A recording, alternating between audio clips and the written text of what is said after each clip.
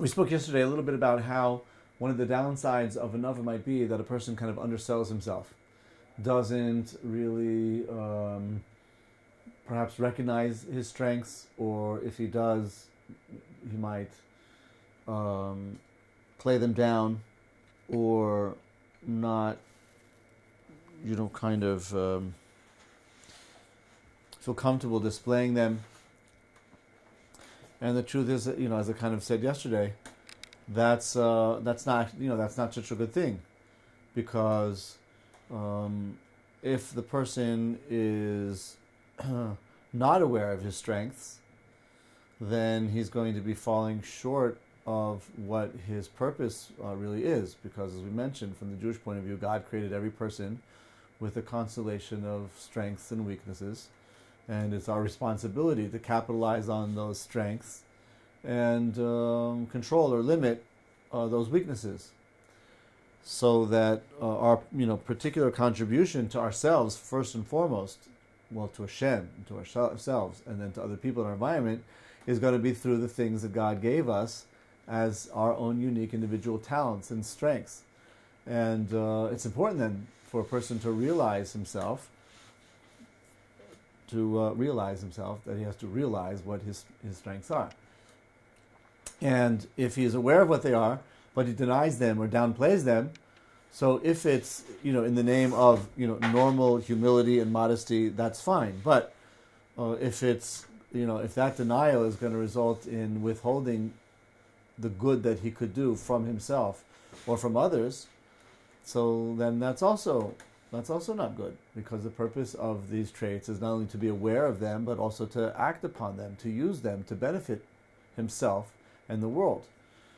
And therefore, it's true that it's certainly good to be unassuming, and it's certainly good to be humble and modest, and not necessarily demonstrate all of one's strengths and talents, at least not all of the time and in all scenarios. But a person has to still be ready to do so when necessary. So the person's mind has to be ready to be aware of what I'm able to do, and to do it when necessary. You don't necessarily have to force yourself. You don't necessarily have to, right, kind of, proactively make known to everybody what you're able to do, and do it whenever, at any opportunity. But still, a person should be humbly and serenely aware of what he's able to do, and be ready to be called upon at any time to do what he's able to do, and not withhold that goodness from himself or from others. That's a very important thing. And if a person denies it, or a person's not confident with that, or a person wants to withhold that from other people, then he's really not going to develop in the way that he should either. So it's important for all these reasons then to be aware of the fact that I'm intelligent, or I'm funny, or I'm nice, or I'm sensitive, or I'm musical, or I'm strong, or whatever the case may be. Like I said, a person has his own constellation of strengths and weaknesses, and there are several strengths that each person has, at least several, and sometimes many. The person has to be ready to be aware of them, and therefore develop them for the purpose of bringing his potential into fruition, and using that to help other people. Therefore, that would be misplaced humility. Now, beyond that, there's a negative, an actual harmful form of anava, and that's the subject of the remaining part of this chapter. On page Lamed, the paragraph starting with the word yesh. Yesh anava shi'ra k'mo hagaiva, kinyan sha'asu nevei hasheker. For example, as was done by the prophets of the false prophets. Shayu lovshim begadim k'mo nevei ha'emes.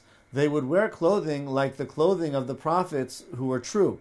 So according to this, there was actually kind of a prophet's wardrobe that people wore. And the false prophets would dress themselves up as if they were true prophets. Shi'kablu kizveihem v'shikreihem.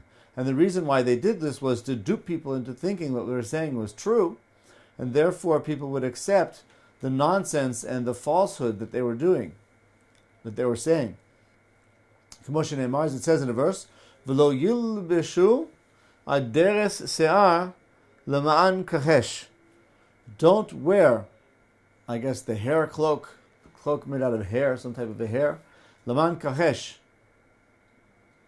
in order that you should be able to deny. I'm not sure what the verse means, but perhaps it's talking about kachesh, to be involved in machshefim, which is magic and witchcraft, or it means man kachesh, in order to say something false, to deny, to give the impression that they were true prophets when they weren't.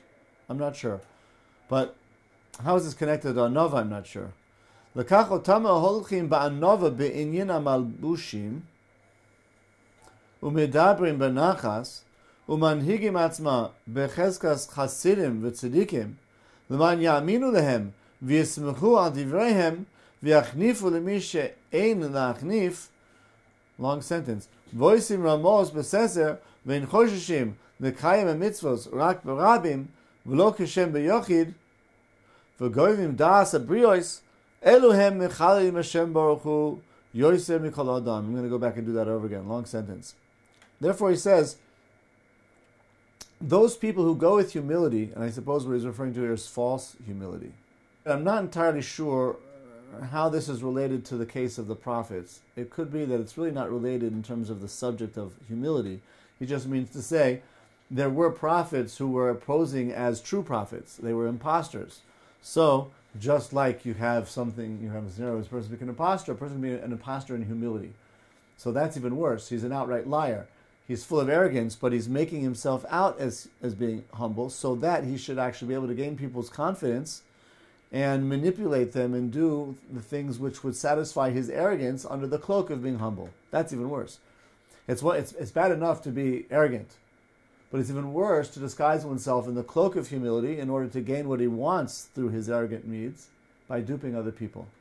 So, is that by underplaying yourself kind of thing, and then people think that you're better, It might be underplaying yourself, but it's more than that. I mean, it's not just underplaying yourself or down, like what we were talking about before, where the person really is kind of, what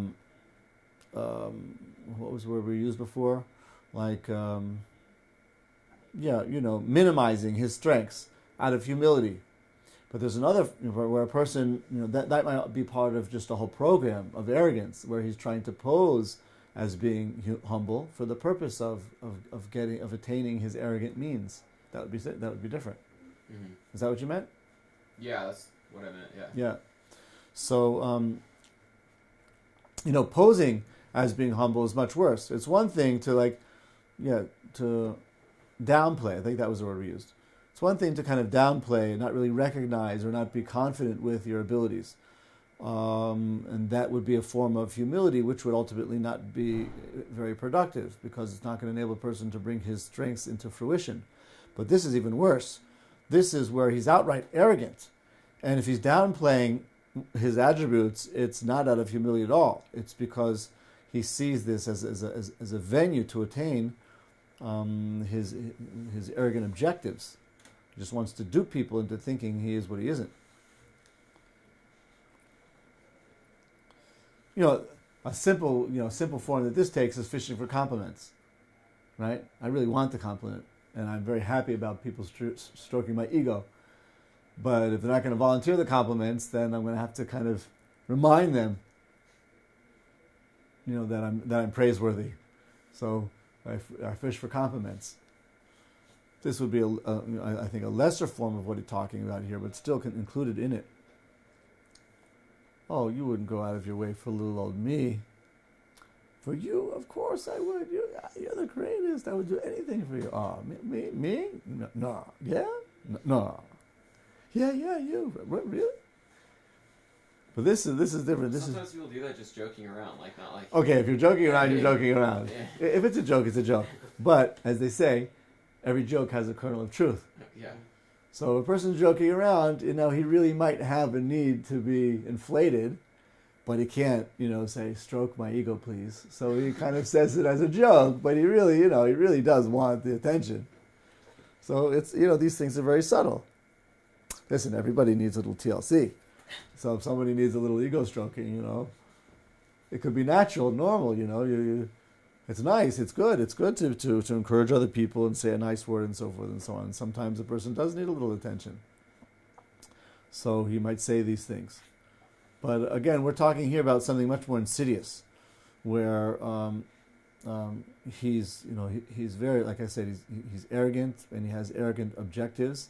However, he realizes that if he acts overtly arrogant, then people are going to be aware of his agenda, and he's likely not to get what it is that he wants. So he acts in a way of humility, which cloaks his real intentions for the purpose of getting what he really wants. And that's insidious because he's manipulating other people, all under the guise of being humble when he really isn't. That's an outright lie. That's a falsehood. And it's about such a person that he gives this very long explanation where he says, those who go in the way of humility with the way they dress, and in speaking very calmly, and the way in which they conduct themselves, as if they were very pious and very righteous, l'man ya'aminu lehem, in order that people should believe them, v'yismechu ad divreihem, and rely on their words, v'yachnifu l'mi she'en lahachnif, and these people will also flatter those who shouldn't be flattered, or maybe it means they'll be looking for flattery when they themselves are not deserving of the praise. Vosim ramos beseser, but these folks really do conniving, insidious machinations in private. Vein chosheshim l'kayim mitzvos rak berabim, and they're not really interested in performing the mitzvah. They only do it publicly, so that people should see how righteous they are. Assuming he thinks it's good to be considered righteous, so he can fish for compliments in this way as well. V'lo kishem biyachid, but he doesn't do these mitzvahs when he's alone. So he's really only doing it to impress other people. Could it be out of respect too? Like, yeah, if I do stuff like out of respect of other people, but it's not like, I don't know. Yeah, that would be fine. That seems to be fine. Otherwise, like when in Rome, do as the Romans do. There might be things that you don't necessarily do normally, but you would do that out of respect for the people that you're with at that given time. That would be okay. There you're being considerate and respectful. In those types of scenarios, generally speaking, a person doesn't have any ulterior motive other than avoiding conflict or doing something to promote peace or an understanding or just to be amiable or, like you said, to be respectful. The problem here is when a person really has ulterior motives, right? He's faking it because he really just wants to get something good out of people, and that's why he's doing it. Like I was just thinking about the mitzvahs to wear the tzitzit or a kippah.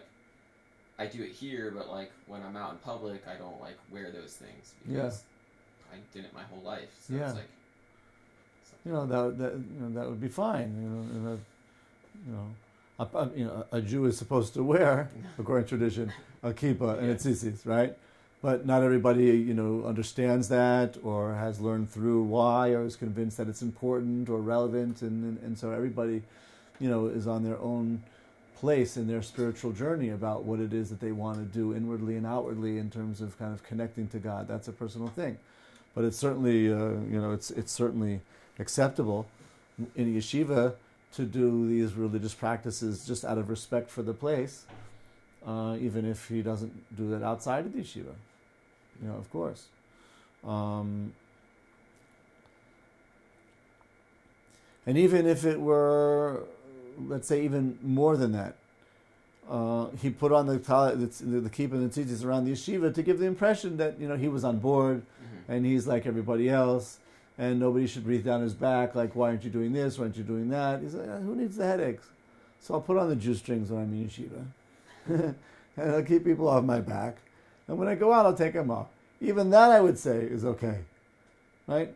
Because again, he's not doing this with the intention of manipulating or what's the word I'm looking for when you exploit other people. He's just doing it, like I said before, to avoid a conflict or to promote some type of a peaceful, ambiance in his life when he's in that situation. That's also fine. It's also okay. Those are two very realistic situations. People might do these things when they normally wouldn't.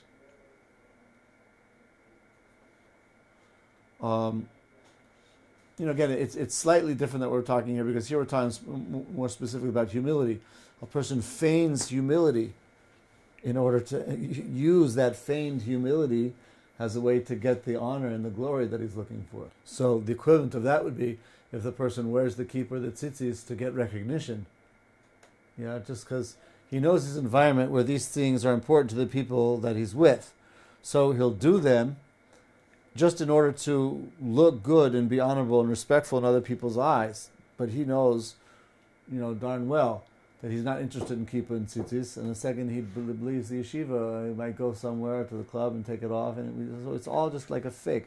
Just because he's in this environment and he realizes that these are the tools to get recognition, and that satisfies, his arrogant tendencies. But he's not interested in these things at all. That would be comparable, I think, to what we're talking about here.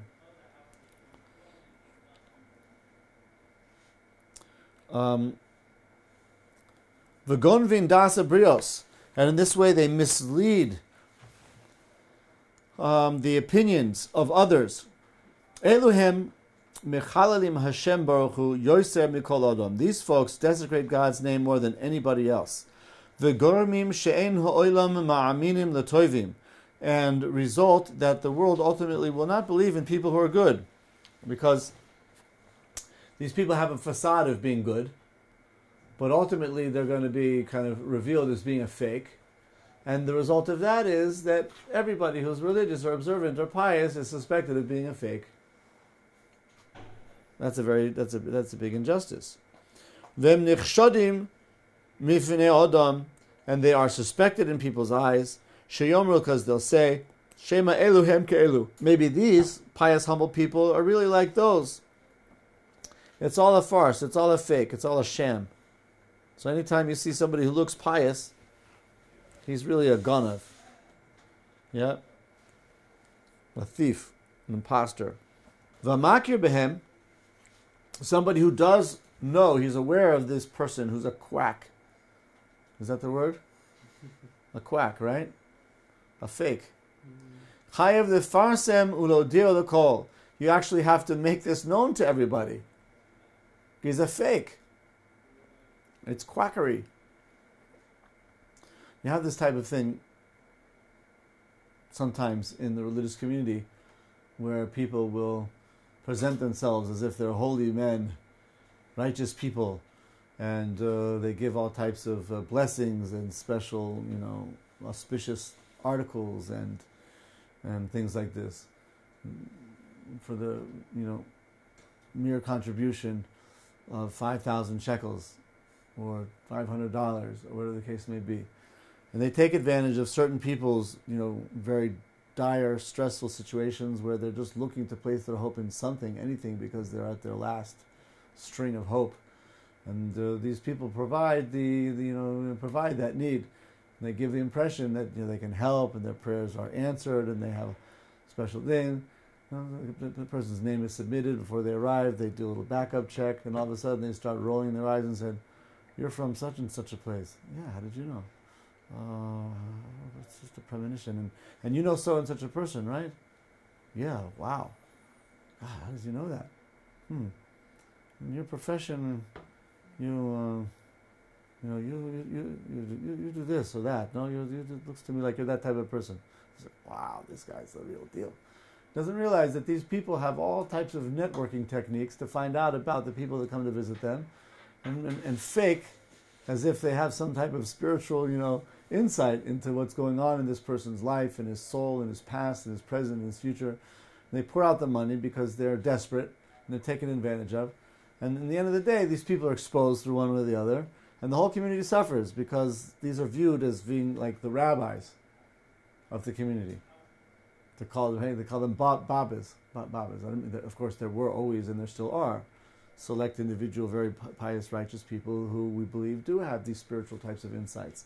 It's the fakes that we are concerned about, and therefore he says it's a mitzvah to publicize these fakes before they cause harm, before people get the wrong impression, and before ultimately it'll reflect badly against the real deal. What was that? Nothing. Wait. You're saying that there are people that what do you mean? Let's go back. Okay, backstep, yeah. So there are people in the Jewish community, like these holy people, that can just look at someone and guess like who they are, where they came from.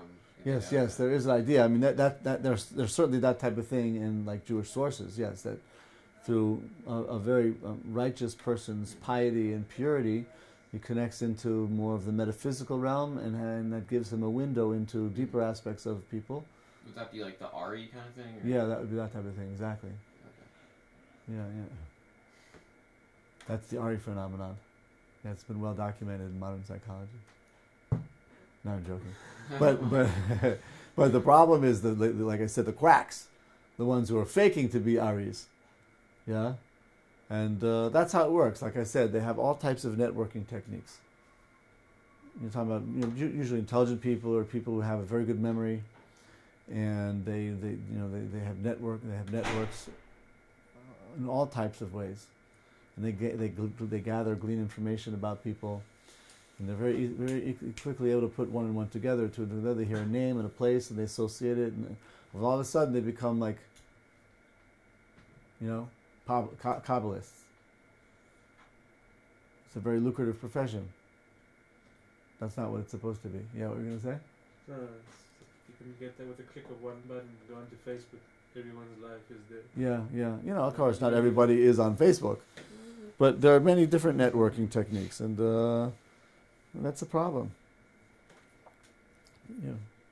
So he's saying that these folks will act very pure and roll their eyes in piety and do all types of spiritual gesticulations, and people think, well, he's a holy person.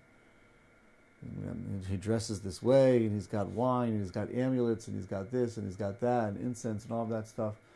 So you have certain people who are impressed by all that, and in most cases, it's a great disservice to the religious community because these people are fake.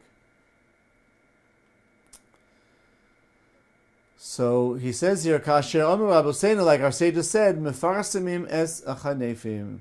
You're actually supposed to make known these flatterers. What it means, flatterers, it means these people who make people feel good in all different types of ways, but it's all fake. It's really just to make them feel good, but ultimately to get to their pockets. L'chen hakitza va'altis alem lirapos hagavhus v'aramos bimcha. Therefore, wake up. Right? Don't slack in weakening that inclination. Meaning, be on your guard and constantly be aware of it and overcome it.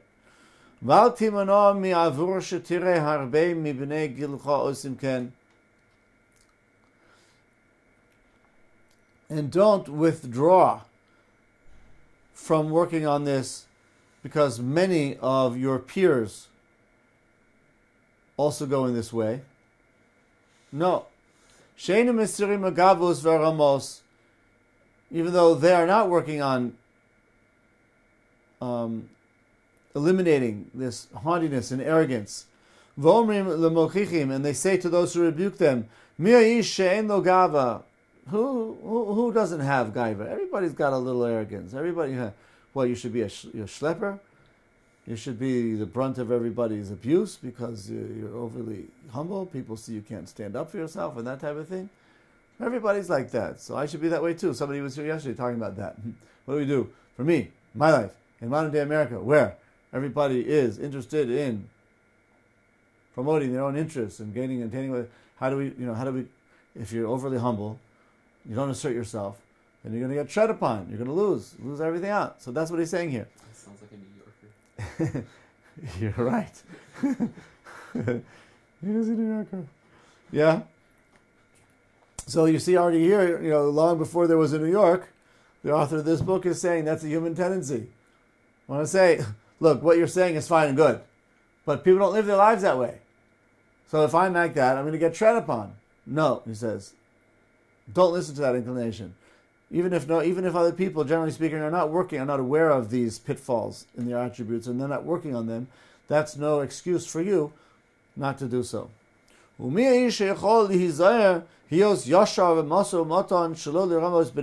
people furthermore justify unfair business practice by saying, who's really straight? It's enough that people are cheating me. I should refrain from cheating them and be straight, so I'll get it back double, twofold. Everybody cheats. I'm being cheating all the time. So if they're cheating on me, if I don't cheat back on them, then I'm going to lose. Since everybody cheats, that's an expected part of the industry.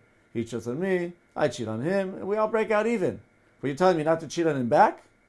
Everybody's cheating on me, so I'm going to get it from all sides, and not get anything back from anybody. So I'll be a real loser. Doesn't work now. No, you shouldn't do that. You can't do that. You don't want to cheat, then don't be in business. You don't want to be in business without cheating. Well, you can't cheat, so don't be in business. Do something else. Hello, yesh kama b'nei adam tovim u'gdolim mimeni hoisim kach v'kach. There are people who are even better than I am, more upstanding than I am, considered to be better people than I am, and they're also skimming off the top. So I shouldn't skim? No, you shouldn't. I'll do like them. I have to be better than them. The boss is busy skimming. In fact, even the state representative is siphoning off his share. The whole office, everybody's siphoning off a little bit here, a little bit there. It's well known. So why shouldn't I take a little bit? Anyway, it's not like I'm using it to gamble in the casinos. I'm using it for good purposes. Put food on my table. Feed my kids. No, can't do that. Alken esek kemosam. Umashi yeh lehem bolam haba yeh gam li. The person justifies by saying, look, I'll be no worse off than them. So whatever happens to them will happen to me. People who think this way, it's foolishness which is unprecedented. For example, he says, Marshall, this can be compared to Kimisha Einav Kovim, somebody whose eyes hurt.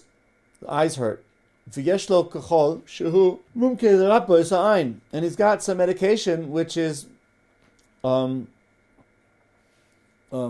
expert in curing the eyes. Look, and everybody accepts the legitimacy of this medicine. It would be actually ludicrous for a person to say, I'm not going to use this medication. Because nobody uses it. Oh, I should use it. And if he becomes blind, so what? There are plenty of blind people in the world, so I'll just be another one of them. And whatever happens to them will happen to me. This would be ridiculous and ridiculed in front of everybody.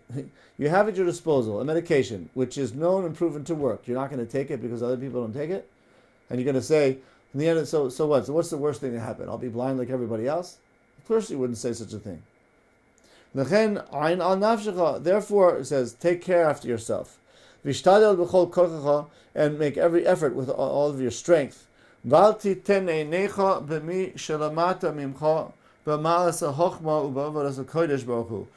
look down on the hierarchy to people who are less spiritual, less committed than you. Because what are you going to say? Well, I'll be like them. No, you shouldn't do that.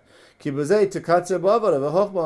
this way, you yourself will reduce your service of Hashem and your pursuit of the wisdom of the Torah. Rather, you should put your eyes and your heart, direct your eyes and your heart on those who are above you in the ladder. You want to climb up and be like them. And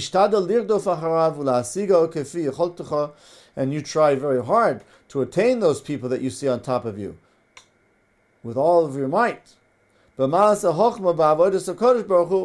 With the degree of wisdom and service of God. Of course, it doesn't mean to say your intention should be to get up there and displace him, but what it means is you want to get there as well. Regarding this, it says in the pasuk, as Hashem k'shachar nochaynu motzoo v'yavoi k'reshem lanu k'malkosh yorei oretz. It says in the verse, we will know, we will pursue the das Hashem, this knowledge of God. K'shachar nochain motzoo, like a good morning we will find it. V'yavoch geshem lanu, and it will also be like rain for us. Kamalkosh yorei oretz, like rains that come and satiate the earth.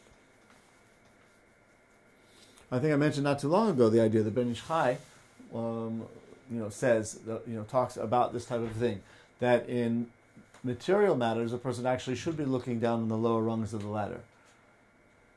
If he thinks he should have a better car, a better house, more belongings, and nicer things over and so on, he should look down and say, "Well, I'm actually quite fortunate. Look at how much they need, and I have all of that." Don't look up and see what he doesn't have. Look down and see what he does have. In spiritual matters, don't look down. Wow, I'm really good where I am. Look at those people. They barely do that, or this or the other. No, don't look down. In spiritual matters, look up. Wow, I got a long way to go. Those folks are really flying high. Yeah.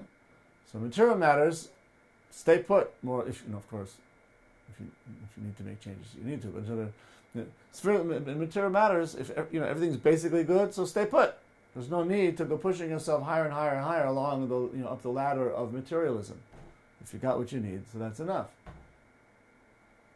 Spiritual things, right? Always be looking forward. It says in Pirkei Avos, somebody mentioned here the other day, Pirkei Avos, the ethics of our fathers. It says there the person should be mistapek b'muat. Mistapek b'muat means he should be satisfied with a little bit. That's only in Gashmias, in material things. Material things, be satisfied with a little bit. Spiritual things, chas v'shalom. I'm going to satisfy myself with davening once a day. It says mistapek b'muat. Now, mistapek b'muat means material things, like I said. With spiritual things, sky's the limit. By definition, spiritual things, sky's the limit. You have to do more and more and more, the most you can.